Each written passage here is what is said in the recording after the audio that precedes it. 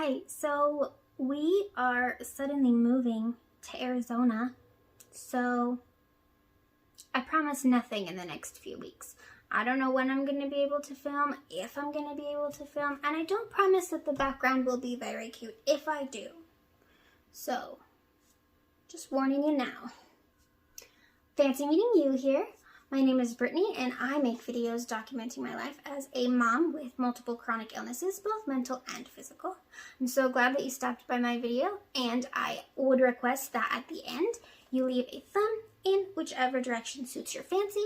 If up happens to be your preference, I think it might also be a good idea to subscribe to my channel, and then you can see more videos just like this one. So last week I promised that I didn't promise, but I mentioned that I might make a whole little thing about mobility aids for those with chronic illnesses, chronic pain, disability, whatever. Mobility aids for anyone that could benefit from them. No judgment.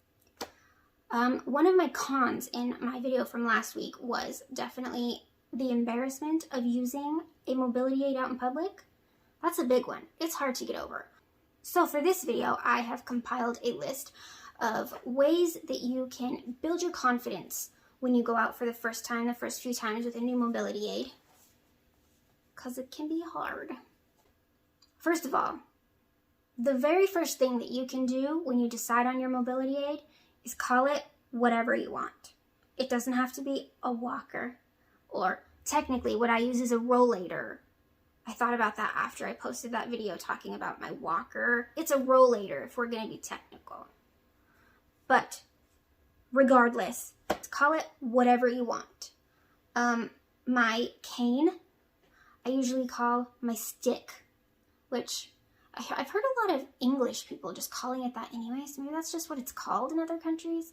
But I don't want to call it a cane because that makes me feel old.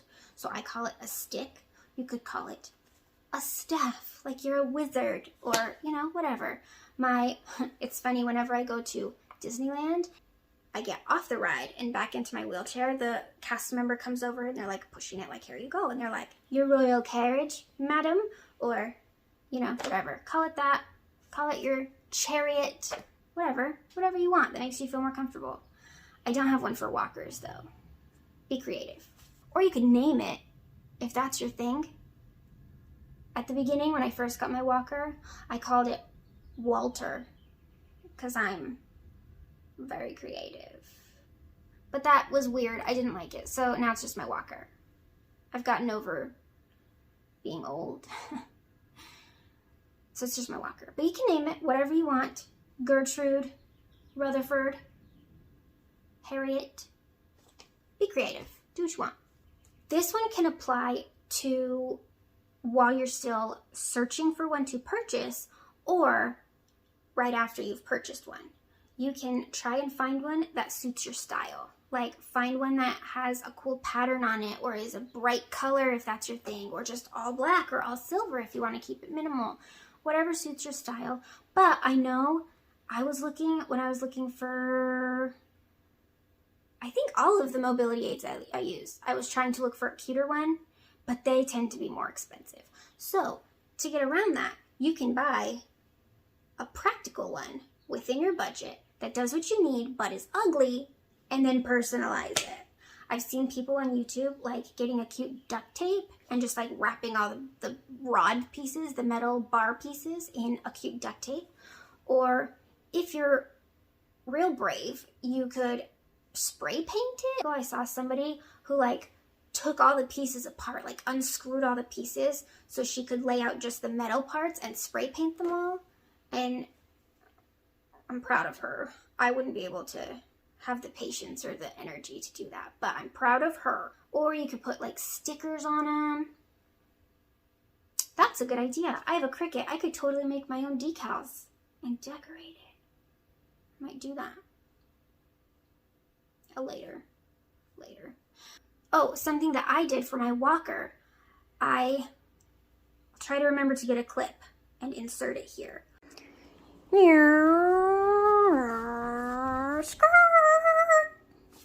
little crooked. There we go. But I used to be a seamstress, so I sewed like a covering for the seat cushion and this back bar cushion thing. I'm sitting on it right now. That's why I'm trying to gesture to it, even though I know you can't see. Anyway, so they also sell them on Amazon, just the little like cushion cover things for rollators, not walkers. Or I also made a like a side pouch that goes on the side of it instead of, they sell some that you can like snap around that bar. I haven't seen any like the one I made that goes on the side because my daughter likes to ride my walker as I'm pushing, and so her legs go through that little front hole where a bag would be hanging. So I sewed up my own and put it on the side, and I used fun like ribbon. I think it came on like some Christmas jammies or something, and it was wrapped up in this cute ribbon that says LA Kings all over it. So I recycled that, and that's what it's tied on with. I really wish that I had this idea when I first started using a cane. I don't think I was even on Instagram at that point in my life, but you could definitely search like hashtags. One that I like is babes with mobility aids, or it might be babe with a mobility aid. Search them both. They probably are both used. I don't know. But search for relevant hashtags and find out what other people, like how they are proud and confident with their canes or walkers or whatever, wheelchairs.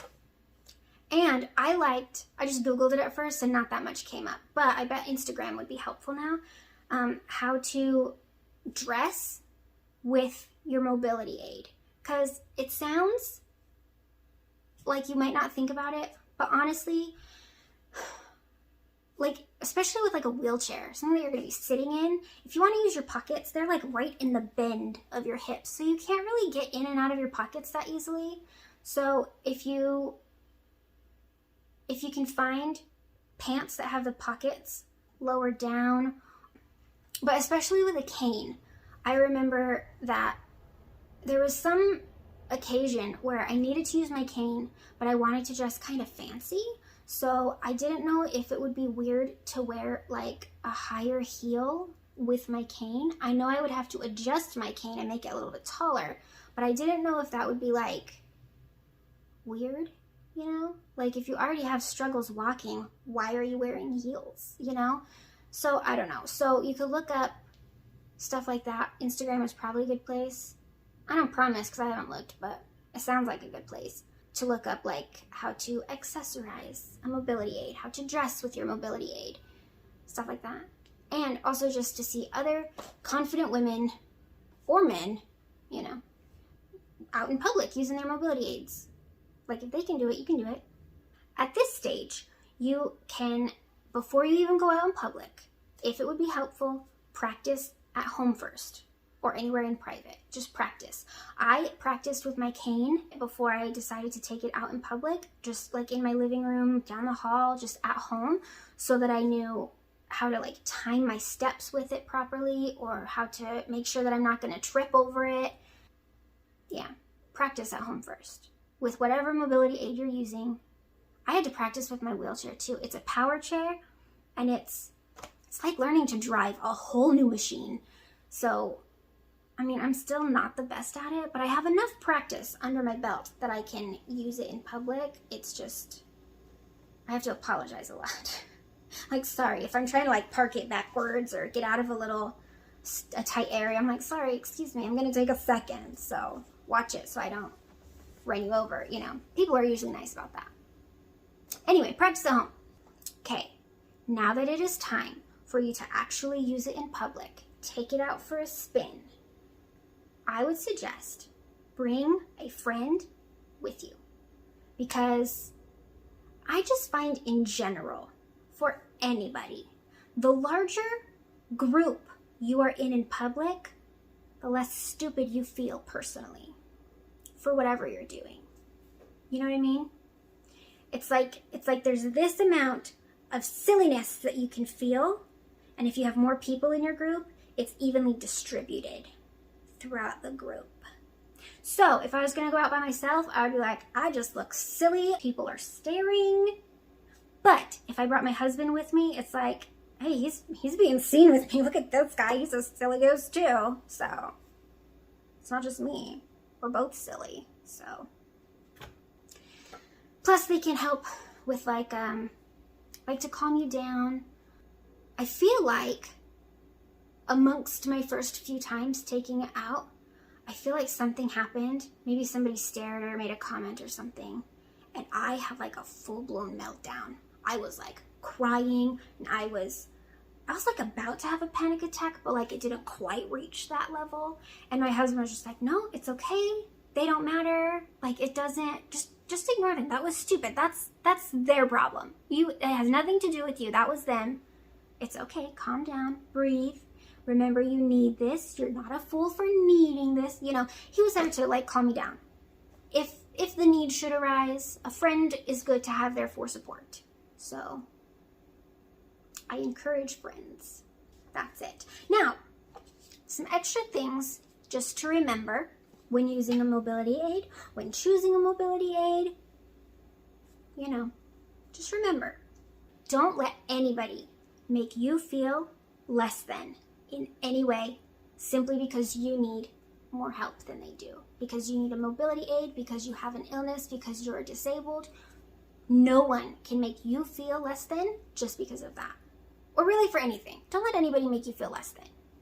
You're valued. You are worthy. No one's better than you. Here's another thing. Apparently staring is a big problem for me. So here's another thing that I have to tell myself about the staring. You can either go out in public without your mobility aid and be stared at because you're limping, you're struggling, you're falling over, you're crashing. You can be stared at for that, or you can be stared at for using a mobility aid. At least if you're using your mobility aid, you're more comfortable. The stares will happen either way. So at least be comfortable about it. And also, no matter what people may comment or if they stare, no matter what they do to make you feel uncomfortable, it does not change the fact that you need your mobility aid, that you have a benefit from it, that it helps you. Their attitude towards your mobility aid does not change the fact that you're allowed to use it. So they can just worry about themselves, honestly. It's none of their business. The very last thing that I want to mention is that it can take time, and that is perfectly okay. It might take time just to learn how to use it, to accept it, to become more comfortable with it, to be confident, really. It's going to take time to be confident. Unless you're just like super confident in general and you're just like, yep, going out, first time, look at me world, then I'm proud of you. But not a lot of us are like that. So if it takes time, that is perfectly okay. Take all the time you need, and you are allowed to be sad that you need a mobility aid. You are allowed to feel how you feel. I feel like I say that in every video because it's a good thing to say. Feel how you feel, girl. You're allowed to be sad about it. Honestly, you're allowed to just sit there and cry about it. The first time I got my wheelchair, I was like, dude, sweet, wheelchair. And look at it go, like, I'm using a little joystick, like, look what I can do. And then just mid-scoot, I just stopped and just started crying. Like, this is cool. I love that I have this now, that it's going to help me. But still, I hate that I need one. It sucks that I need one. And that's, I mean, it's good to be grateful for what you have, what can help you, what is available to alleviate your symptoms. But you're still allowed to cry about it. It sucks that you need one. And that's totally okay to say. You don't always have to be positive about everything. That's annoying when people are like, but it's okay. Smile anyway. It could be worse. Stop it. Cry if you want to. It's totally fine. So those are my tips for choosing, managing, getting used to, growing confidence with any mobility aid that you need. I hope it helped you. If you have any more comments or advice that you would like to add, or questions that you have that I could totally answer, I could totally try to answer, leave a comment and I would love to read it. Again, thank you so much for stopping by my video. I really appreciate that you stuck around till the end. Just a quick reminder, a thumb, either way, I will take it. Thank you so much. And if you would like to subscribe, I won't stop you. Toodles!